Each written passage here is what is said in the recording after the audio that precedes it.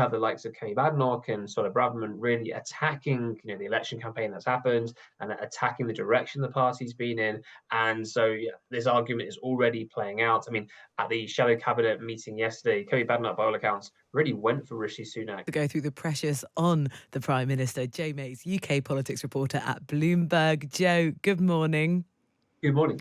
A big moment for the Prime Minister. He opens up Parliament yesterday with this whole new cohort of his new colleagues, the Labour MPs, more than filling up the benches. And now he's on the world stage. It's a big moment for him today.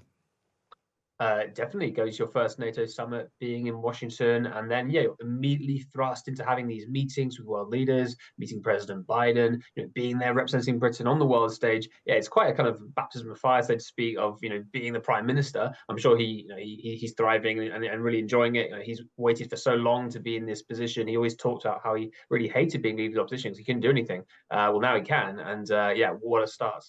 So things he can do, making decisions. There's this big question mark over why he hasn't laid out, more specifically, the timeline of when he'll increase defence spending. And some sort of former military chiefs are saying Keir Starmer's playing with fire. What are the concerns?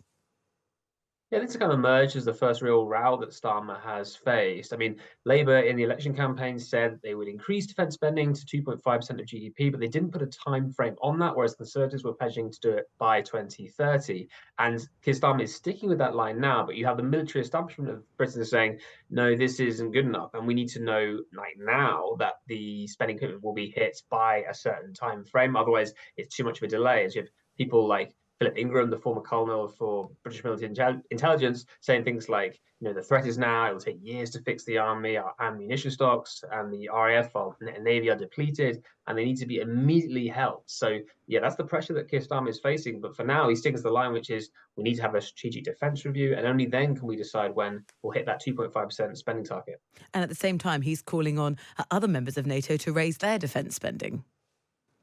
Exactly. And if anything, this could be a moment where Keir Starmer could try to set an example, so to speak, for Europe and say, look, no, we are doing it by a certain time, but he's opting not to do that for now. Obviously, this comes as part of the fiscal caution that he and Rachel Reeves are trying to demonstrate. They've said they only want to do this when it's affordable, but that's not stopping the military establishment saying, you need to move faster. Caution has definitely been a word we've really associated with the Labour Party throughout the campaign and potentially maybe in their first few weeks in government. Caution, but also trust. Just tell us a little bit when Keir Starmer greeted everyone in Parliament yesterday for the first time as Prime Minister. What sense did we get about his priorities? Well, I think as we heard in that clip just then, his overriding aim is to kind of, as you said before, make politics tread less heavily on people's lives. And in other words, put politicians in the background more and focus much more on just doing the job of helping people through the institutions of public life, and it not to be so much of a circus, so to speak, or so much of a Punch and Judy aspect of politics. And that was really reflected in his statements yesterday. You heard him talking about return to politics of service, and he wants all his MPs to kind of grip that. I mean, indeed, Rishi Sunak, in his response to Keir Starmer's legal opposition, kind of agreed with him and said that he wanted to take politics in that direction as well. And just the shape of the Commons looks so different now with that sort of glut of Labour MPs, and also the numbers. You've got far more female MPs. I was amused, Joe, that now the second most popular name in Parliament is Sarah. I know, isn't that great? And it was quite a sight to see all those MPs packed into the Commons yesterday. And there are so many Labour MPs they can't all fit on the government side of the benches. And Keir Starmer said he wants them to stay on that side and not to spill over. And there was even things like Nigel Farage himself struggled to get a seat to sit down in the Commons, and had a bit of a to do with a Lib Dem MP, and managed to get himself a seat. But yeah, his space is at a premium now in the Commons. But as you say, very diverse, more reflective, I think, of Britain today, and that's a good thing. I'm going to go meet one of the newly elected Sarahs, a Labour MP, a little bit later today, just to sort of get a sense of the teething problems that some of these MPs are going through without kind of offices. They've got their peg, but not much else in store. If you send an email to some of these new MPs, you get a bounce back straight away because things like their emails haven't been set up yet. So it is all change. Let's look at the other side now, the opposition, the Conservatives. There is this sort of this tension really within within the party. We've got James Cleverly calling for unity, Kemi Badenoch and Suella Braverman not doing the same. Yeah, I mean, the battle for the soul of the Conservative Party has already begun. I mean, it's been happening for like the last few weeks already. And yes, as you're right, you have James Cleverly saying that this is a moment where the Conservatives need to rebuild, need to not fight one another, need to return to kind of a reputation of competence and efficacy. But then you have the likes of Kemi Badenoch and sort of Braverman really attacking, the election campaign that's happened and attacking the direction the party's been in. And so, yeah, this argument is already playing out. I mean, at the shadow cabinet meeting yesterday, Kemi Badenoch, by all accounts, really went for Rishi Sunak. There's a very good readout in the Times today by Steve Swinford, and we have all sorts of allegations she was making, saying that it was borderline unconstitutional for Rishi Sunak to call an early general election the way that he did.